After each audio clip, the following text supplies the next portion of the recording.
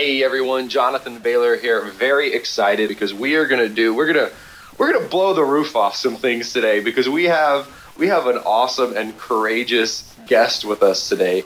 Her name is Dietitian Cassie. She's online all over the place spreading awesome nutrition information. She's at dietitiancassie.com on Facebook, Dietitian Cassie on Twitter, at Dietitian Cassie. But the thing that's so special about Cassie, is that she is a registered dietitian. And she is a registered dietitian who, let's put it this way, reflects the research rather than the dogma. And this is not at all to put down registered dietitians at all. Cassie will tell us about the extensive training dietitians go through. But Cassie's been kind enough to come on the show to talk about this paradox where people often turn to dietitians as experts, but if these individuals are being taught the disproven theories of 40 years ago, what do we do? And I often get a question of people saying, Jonathan, should I even become an RD? Because if I'm going to get taught these old, obsolete, disproven theories, what good is it? And certainly it does a lot of good. We need credentialed people, and that's what Cassie's going to tell us about. But let's all just give a round of applause for Cassie even coming on the show to talk about this because it's not an easy subject. So, Cassie, I'm over here. I'm clapping it up. I appreciate you coming on the show and addressing this subject. So, welcome. Well, thank you so much, Jonathan, for the great introduction and for having me on your show today. I'm so excited to be here. And like you said, this is kind of a tough topic to talk about because I don't want to undermine the RD credential at all because it is a lot of training and there are so many great real food RDs out there. But at the same time, I love how you said that what I teach really reflects the research and not the dogma, because not all registered dietitians are that way because we're taught a lot of conventional wisdom approaches in school. And you know, people are searching for real nutritional truth. They've exhausted fad diets where they lose weight and it all comes back and more. And they've switched from regular pop to diet and haven't lost a pound. And they've eaten low fat and counted calories and points and morsels and everything else. And it's just not working for them. So I think that that's one thing that I find a lot in my practice is my clients will come to me and say, okay, well, I've seen dietitians who have told me to eat this much and count my grains and eat more of this and that and low fat. And, you know, it's just not working and I've gained weight and I'm frustrated and I'm exhausted. And where do I go from here?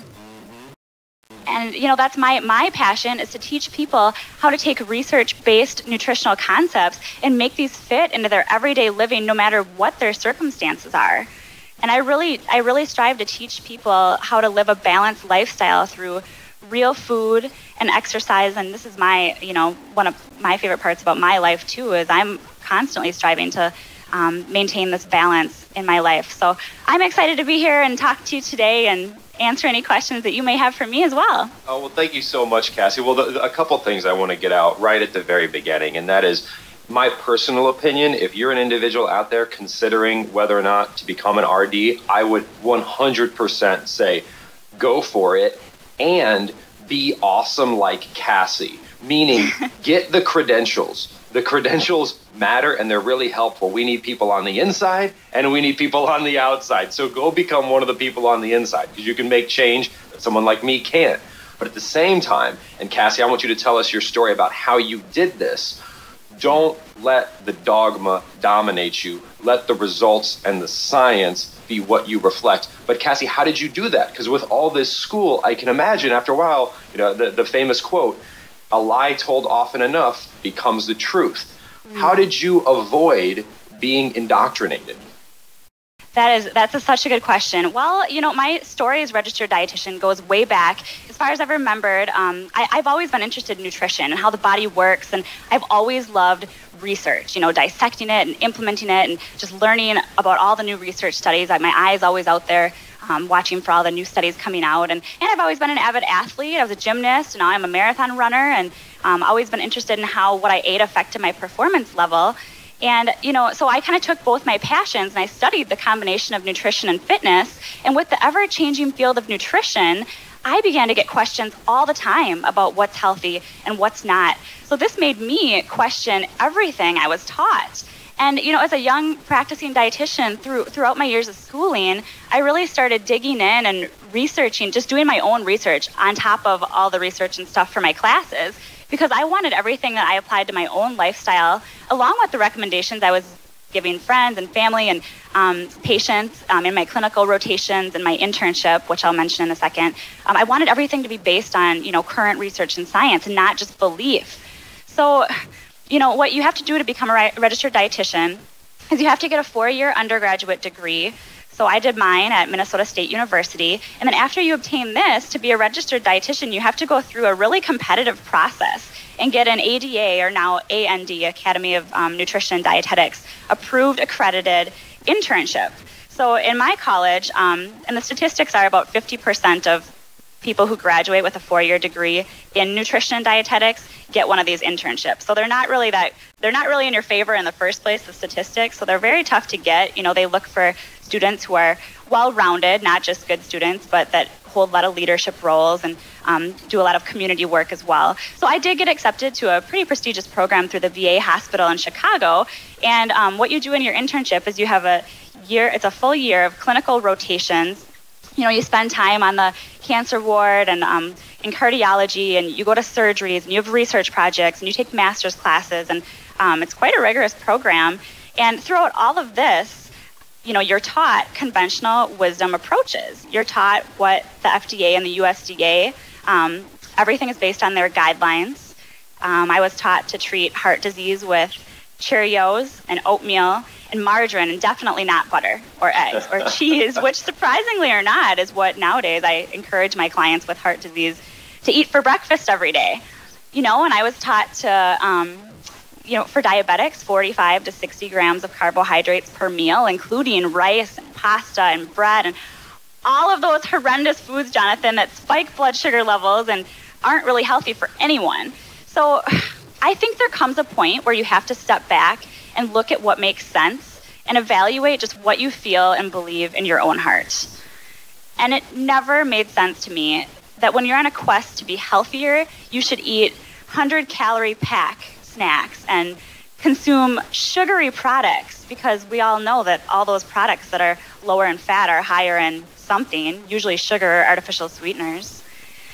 Well, Cassie, I just want certainly these institutions and these individuals who are in these programs. These are smart, incredibly smart people, and the MDs and the PhDs that continue to prescribe, for lack of better terms, white potatoes and white rice and whole grain bread to diabetics. I'm sure in day one of learning anything nutritional from a biology perspective, you learn that if you drink a Coke or if you eat whole grain bread, when they leave your stomach, they're the same thing. But we actually prescribe things that spike blood sugar to diabetics. Like, you have to eat more of them. How does an educated, intelligent person not have their brain explode when they hear that?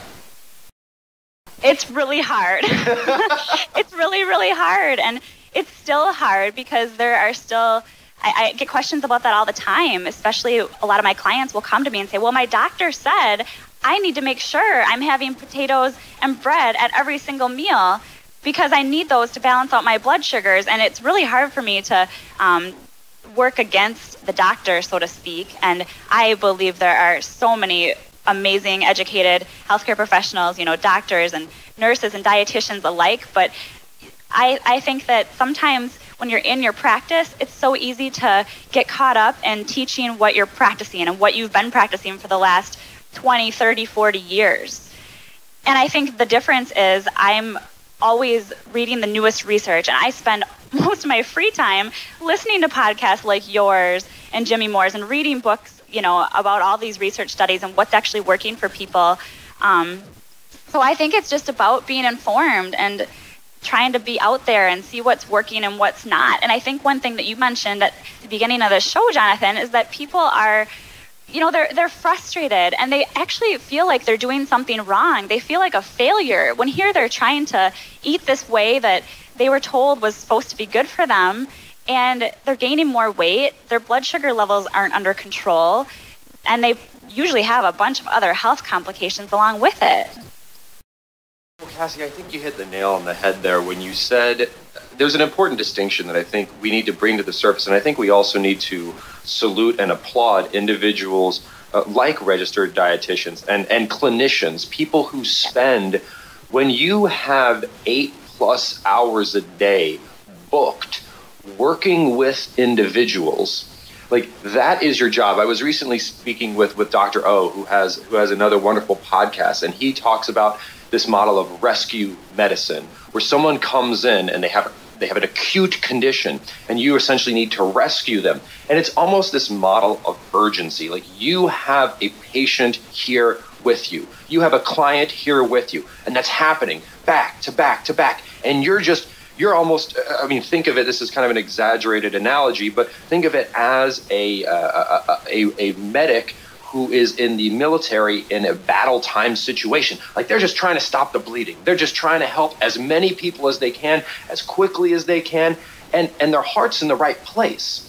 But if that person is so busy doing those types of things that, like, let's continue that analogy. Maybe it won't make sense. Hopefully it will. That they don't yet understand that, for example, having their hands clean before they touch a wound is extremely important, or they might do more harm than good. Well, again, it's in some ways the responsibility of the people who are not on the front lines to make sure that the people who are on the front lines are educated. So instead of maybe blaming those people like you, people on the front lines, well, I wouldn't blame you anyway because you're doing the right thing. But I almost think individuals such as myself and people in the research community need to look inward and say, isn't it kind of our job to ensure that we're getting the people on the front lines this information? Because you guys are the ones actually out there one-on-one helping people, and that takes a lot of time in and of itself, right? Well, you're right. It does take a lot of time. And I really like what you said about how a lot of these clinicians who are teaching these outdated theories, this conventional wisdom, their heart really is in the right spot. I mean, I meet so many doctors who really, they're so wonderful, and they're trying to see, like you said, as many people as they possibly can. They're trying to help all of their patients, and they just aren't always exposed to some of this new information, and they really do want to do what's best. And I think that's the hard and frustrating part for me, is that I just wish that everyone could somehow just be exposed to all of this new information, and that we just all had more time in a day, you know?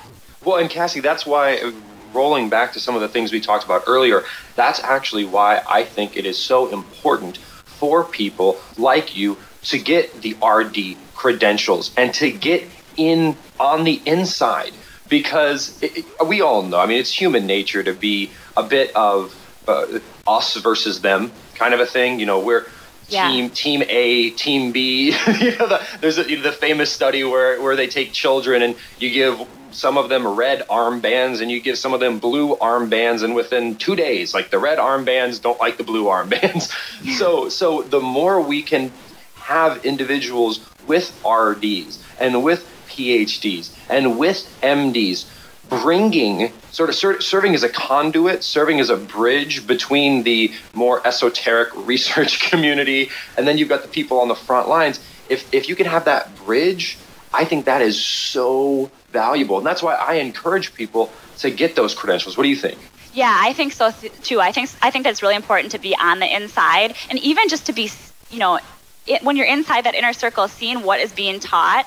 It's hard because, I feel for dietitians because I fell for their brainwashing at one point too. It's really hard to reverse when these guidelines are being pushed at you from every direction. This is what you're being taught. And I do like to use the word brainwash because I feel like that's what it's like, because you're being taught these specific guidelines and you're not really being given anything else from anywhere on the outside. So I get that, and I think it's really hard, but I also think it's really important. I think it's important to be in that inner circle and be exposed to everything that registered dietitians are being taught, but then use your own brain and question everything and look around at all these other sources and, analyze all the research studies and their findings and see what's being done and what's being taught and what's working and what's not. So I would absolutely encourage anyone thinking about going into a career in nutrition to get those RD credentials. I think that they do set you apart, and I think that it really is important. And Cassie, I think the good news is if we can free our minds from one theory, I think this becomes much easier, because what we're talking about starts to become a little bit more commonsensical. And when people throw dogma at you, like someone can say 1 + 1 = 3 all day, you're going to be kind of like, but I have one rock and I have another rock, and when I put them together, there's only two things here. So what you're saying doesn't make any sense. And that one theory is the idea that a calorie is a calorie. So just eat 1,400 calories per day and you're good to go. Because once we stop believing that the calorie is all that matters, and that food and biology and the beautiful complexity that is the human body can be reduced to a calorie mathematical formula, then the idea that you should feed a diabetic foods that cause the thing you're trying to avoid because they're low in fat and therefore low in calories doesn't make any sense. And the idea that, like, people call it the paleo diet, to me that doesn't make any sense. These people are simply advocating eat things you find directly in nature that have the most good stuff in it and the least bad stuff in it. Like, how is that a diet? I hate the word diet. I know. And I hate how the word diet is in that term paleo diet, because I also am an advocate of the paleo diet. I think it's great. I think it's not a diet. I think it's a lifestyle. I think it's about making lifestyle changes and including fresh meats and fish and eggs and vegetables and healthy fats to balance your blood sugars all day long and stay full, and it's all real food. And yeah, it really frustrates me that we have to use the term diet there. But I think that you're really onto something. I think once we get over this whole calorie concept, the USDA guidelines are based on balancing calories to maintain weight. They're still stuck on that notion that it's all about calories, when frankly, it's not. Weight maintenance is so much more about the quality of these calories, not the quantity, and what your body does with these calories. The role of the hormones like glucagon and insulin and ghrelin and leptin. And, there's so much, sleep, the role of sleep. There's so much more that goes into it. And I think that people are begging for this. They're hungry for this. They're craving something different. They've exhausted every diet, pill, and potion out there, and they're looking for something that's actually going to work long term. And I hear this all the time in the community enrichment classes that I teach and the clients who I coach.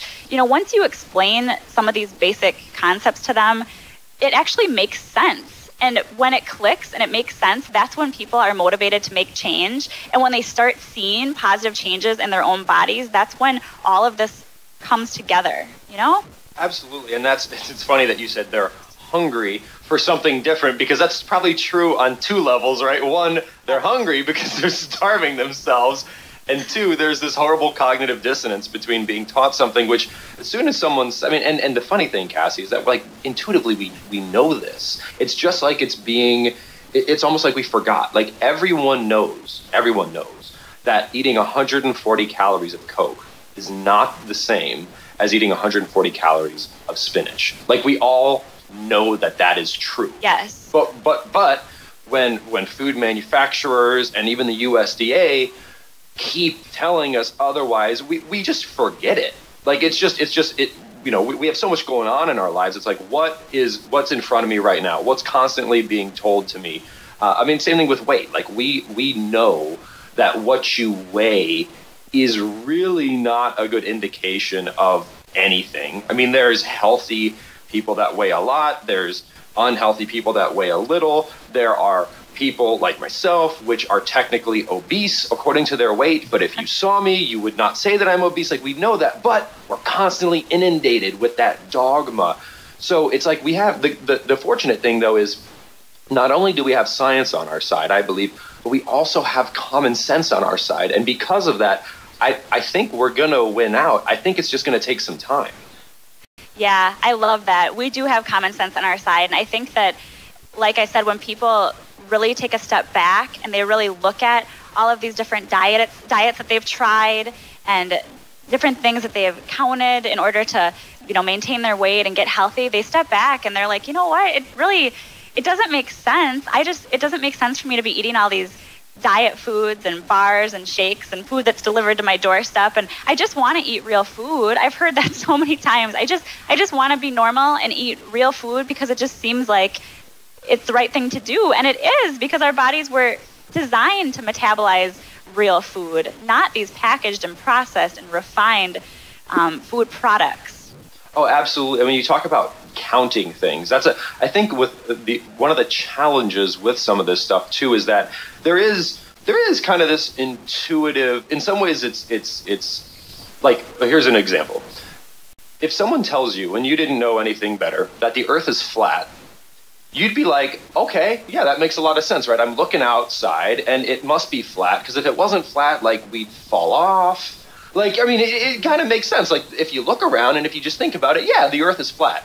But of course, that's not true. And if you think about it, like, yeah, it's just calories in, calories out, and a calorie is a calorie. Okay, that's cool.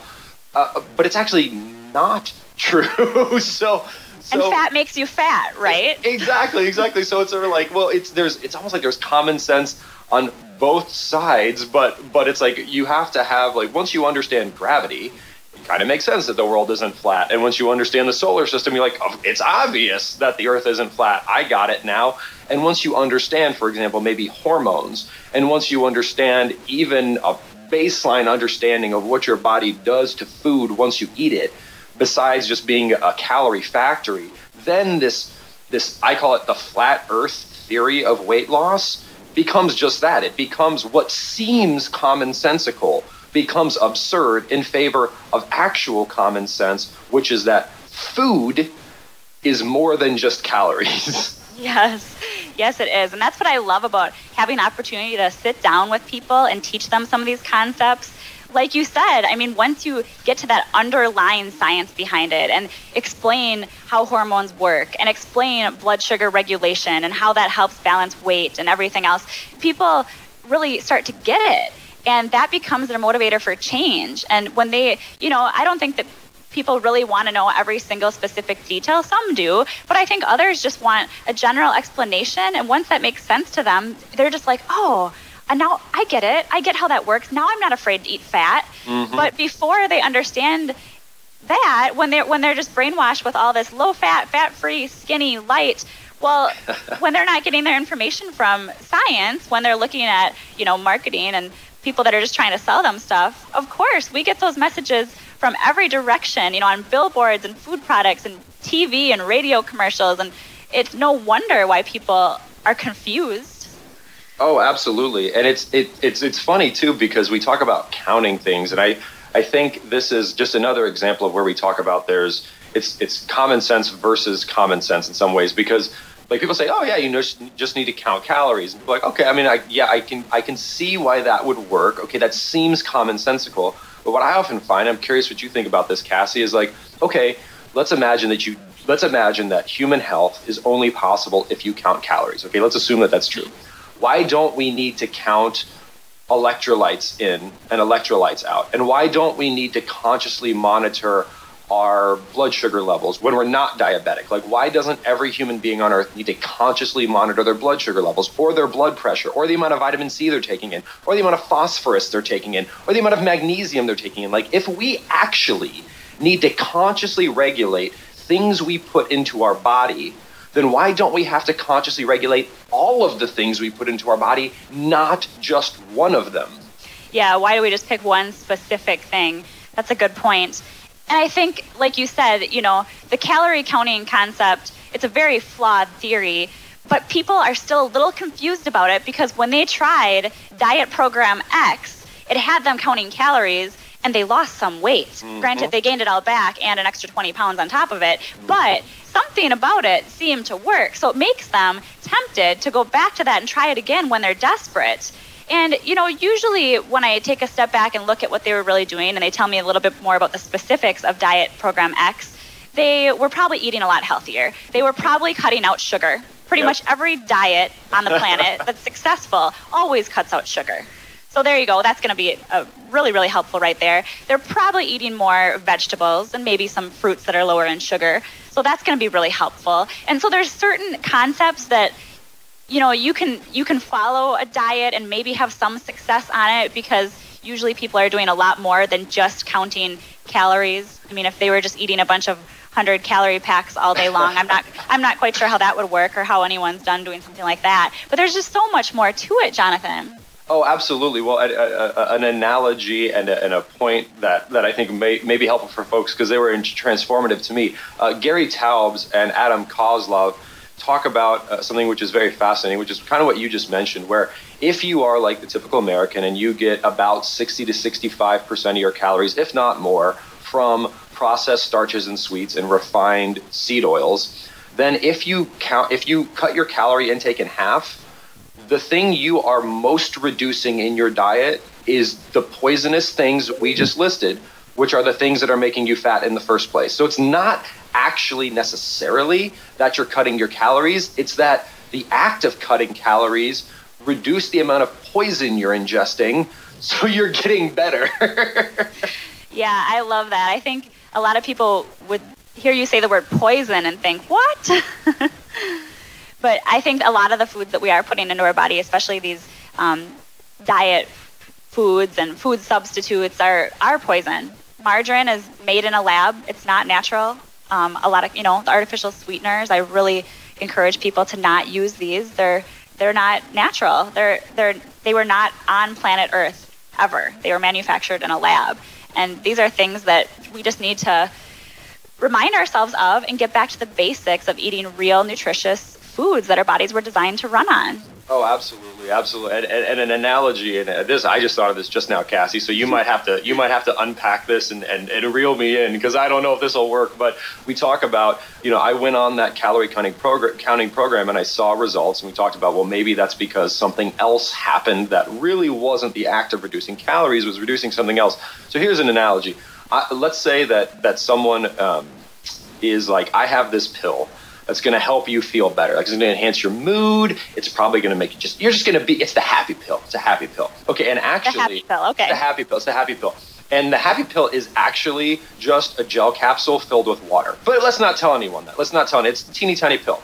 But let's say to get the happy pill, you need to go outside in the sun. You need to put some headphones on that have some like very uplifting music. And you have to walk in the sun for 20 minutes to get to the store that's going to give you these happy pills. And you start taking these happy pills, and you do this every day. You're listening to your very uplifting and positive music. You're out in the sun, you're walking for 20 minutes, and you're like, man, I'm feeling better. Like, these happy pills really work. Like, they're making me feel They're making you happy. Whereas in reality, it's actually these other things that you were doing, not that pill, yes, that are actually making you happy. So when, the only reason I mentioned that somewhat stupid story is if for the individuals who are in that place you mentioned, which is a very real place that I think so many of us have experienced, where they're like, well, when I just stop eating, I get results. Well, that's happening because you're eliminating these certain metabolically destructive substances, and you can eliminate those and still eat, and you'll even get better results when you do that. When you don't just eliminate the bad, but you eliminate the bad and you replace it with the good. What do you think?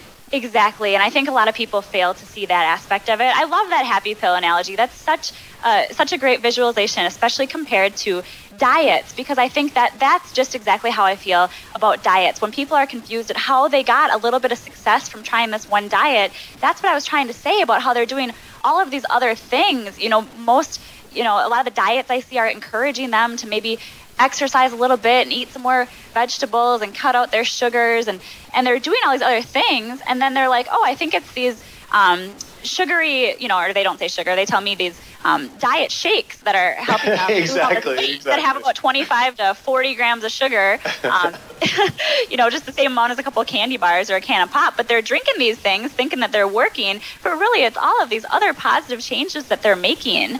And I think that is just so common in our culture. And I think it's just so wonderful that we have individuals like you who can go in, let's call it inside the belly of the dragon, go on the inside and champion this. Because, and folks, I would really encourage you, if you haven't checked out Cassie's work, check out dietitiancassie.com. check her out on Facebook, which is at Dietitian Cassie. Find her on Facebook, because individuals like Cassie it's easy for me to say these kind of things because my livelihood isn't tied to a professional affiliation with an association. And for an individual whose livelihood is tied to that, to in some ways represent or say things that may be in conflict with that organization, that takes a level of courage and just fortitude, which I admire. And I think we as individuals need to support people like you, Cassie, because it's easy for us on the outside to say, blah, blah, blah, that's wrong and bad. But for people who have got to work with other people who think the traditional flat earth theory of weight loss, it takes a lot more courage. And we should be sensitive to that. And I think we should appreciate that. So thank you, Cassie, and listeners. If there's anything you can do to support people like Cassie, or even some of the MDs that are speaking out against this. I mean, let's look. I mean, Cassie, here's an example. What happened to Dr. Adkins? I mean, right? I mean, he was kind of shunned from the nutritional community when, frankly, 50 years later, we're kind of being like, Robert Adkins was kind of on to something. Yeah, exactly. And I think there is something, like you were saying, about just being inside that dragon's tummy and just seeing all these people and what they're, being inside the thought processes and seeing what's going on in the world of dietitians and with the real world. I think that's what I love about my job, is I get to work with healthcare professionals, but then I also get to work with real people and really help them apply these complicated nutritional concepts, which really are very basic, and just help them break it down, bring it back to the basics and apply it to their own lives. And, on my blog, I try to put up a post each week about things that I've learned from my clients and different research studies that I've read, diet strategies that people are constantly coming to me and telling me that they're trying that really aren't working. And I just encourage people to just, really get out there and learn this stuff for yourself. And you know what? When you're in doubt, just try something for yourself and see how it works. Because I think that's the one thing that people will say, well,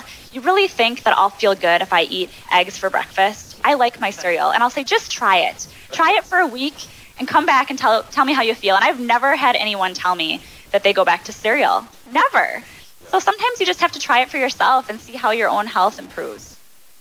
And also, I would say, if you're trying to do something to increase your health, there's one exception here, but if you're trying to do something to improve your health and it makes you feel like crap, that's probably a good sign that it's not actually helping your health. The one exception is if you're addicted to sugar and starch, which is now a demonstrated phenomena, like you're going to go through withdrawals, just like anyone who's getting off an addictive substance will go through. But if, let's say, after 4 weeks, what you're doing is making you feel tired and lethargic and crappy, chances are it's not really helping you. Yeah, you should have enough energy to make it through your work day and come home and play with your kids and make dinner and maybe even go out for a little walk. And you shouldn't feel exhausted and fatigued and deprived of your life. You want to be able to live this life to the fullest. And I really believe that if you're eating real food and have the proper nutrition, you're going to feel great. I love it. Cassie, couldn't have put it any better myself. And folks, let us all applaud one more time. Dietitian Thank you so Cassie. much. It's fun to be here today. Oh, it's great, Cassie, because, like I said, it's much different being in your position and doing what you're doing. It takes a lot of courage. So we salute you. And please, folks, check out dietitiancassie.com. Give her a like on Facebook. Follow her on Twitter at Dietitian Cassie. And remember, this week and every week after, eat more and exercise less, but do it smarter. Talk to you soon.